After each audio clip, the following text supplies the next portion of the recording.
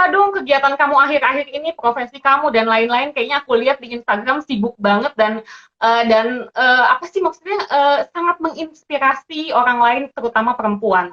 Ceritain dong, Nis. Ya, aku sih kalau kesibukanku sih sebenarnya saat ini mungkin sama juga kali ya sama mami-mami yang lain gitu ya.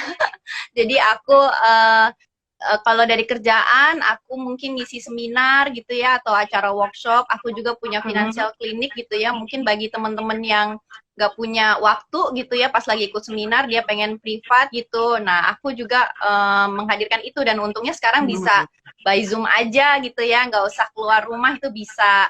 Nah, di sela-sela itu aku juga ngurusin rumah tangga juga sih, apalagi sekarang kan anak sekolah online nih. Anakku dari TK ke Betul. SD, nah itu harus dibimbing juga tuh Kak Zata. Mm-mm. Bener, Nah, jadi bener banget. paling kesibukanku itu sih, gitu. Oke.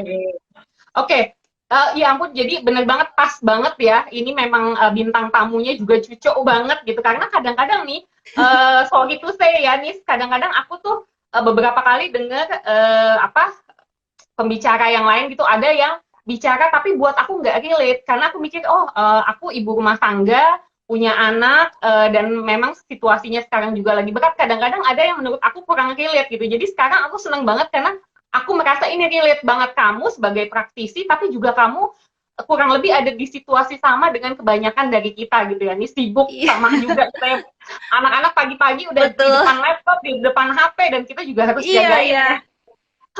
Oke, Iya, mesti nah kan ngatur manajemen juga tuh kan, ngatur keuangan, ngatur manajemen, ngatur emosi. banget banget. Oke, sebelum kita masuk ke topik intinya nih, Nis, aku tuh penasaran kenapa sih kamu tertarik dengan dunia financial planning ini? Jadi karena kebutuhan nih Kak Zata. Jadi Heeh. jadi gini sebenarnya sih kalau ngomongin dari jurusan atau pekerjaanku yang dahulu gitu ya, nggak ada hubungannya sebenarnya sama ekonomi gitu ya. Tetapi aku Oh, baru menyadari gitu ya, bahwa setiap profesi apapun, bahkan yang nggak bekerja pun gitu ya, kita itu ternyata harus melek loh tentang keuangan, karena uang itu tuh kaitannya sehari-hari tuh erat lah ya sama kita bener gitu. Pokoknya banget, Bang. dari kecil pun, dari orok pun gitu ya, sampai kita tua pun, bahkan sorry itu saya kalau sampai wafat pun juga kita butuh yang namanya uang gitu. Nah, jadi Betul. sebenarnya aku pernah aku tuh jadi orangnya ini suka nabung lah ya, suka Hmm. saving gitu. Jadi waktu itu tuh kantor deket lah sama Antam nih ceritanya zaman dulu nih ya kan. Terus suka ngantri di situ gitu ya. Pengennya sih Hmm. uh, kayak gini rajin nabung pangkal kaya kan gitu ya Ya, istilahnya zaman dulu kan gitu betul. ya. Ternyata itu kayaknya kalau nabung doang uh, kok aku ngerasa nggak insecure ya kayaknya begini-begini terus kayaknya Hmm. uang masuk keluar kayaknya kepake gitu. Nah sama lah sama teman-teman mungkin yang waktu itu baru merit aku juga nyicil tempat tinggal ya dan segala macam.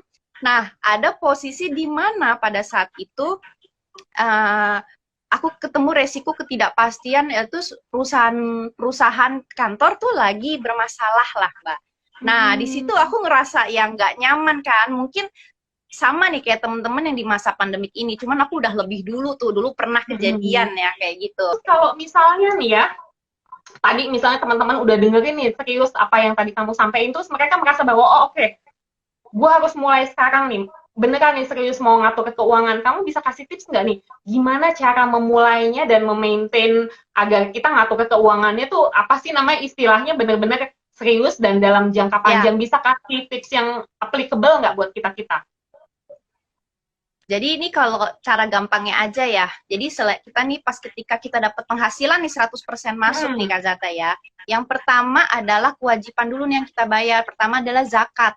Nah, zakat Ya. itu jadi misalkan, nah itu 2,5% udah tuh kita alokasikan gitu ya. Nah, yang kedua adalah tanggung jawab kita yang lain, yang wajib adalah utang, jadi atau cicilan nih. Hmm. Nah, setelah udah kita mengalokasikan untuk itu gitu ya, biasa aku kasih tips buat dua nih, pos masa depan dan pos saat ini. Nah, mana yang harus didahulukan? Pos masa depan, menurut saya. Kenapa? Kalau pos masa Oke. depan itu ada tabungan, ada investasi, atau ada insurance ya, atau ada dana darurat. Di situ kita utamakan dulu, kita alokasikan. Baru pos yang masa saat ini, kebutuhan saat ini, itu bisa mengikuti gaya hidup kita. Nah, jadi kadang-kadang ya mungkin karena kita juga, aku juga dulu begitu ya, setiap ada pemasukan langsung bayar-bayar yang lain gitu ya, beli ini dulu. Nah, otomatis jadinya ujung-ujungnya tuh, lah buat tabungan tinggal sisa, ya kan? Investasi Iya. ujung-ujungnya misalkan 200 misal gitu. Terus insurance ntar dulu sok wae nanti aja. Nah, jadi kita usahakan yang buat masa depan dulu. Nah, balik lagi nih, ini ada why-nya juga nih, Kak Zata. Oke. Kenapa kita harus kita harus concern sama pos masa depan kita gitu ya. Karena teman-teman ada masanya nanti kita tidak produktif kembali gitu. Jadi kita tuh masuk pada 3 siklus kehidupan ya, belum produktif, terus produktif nih saat ini ya. Yang ketiga ada masanya kita akan tidak produktif kembali. Nah, di situ teman-teman harus mempersiapkan karena waktu kita itu istilahnya nggak banyak lah ya gitu ya. Jadi gini, you live once itu benar gitu ya, tapi gunakan sebaik-baiknya gitu loh, jangan sampai sia-sia.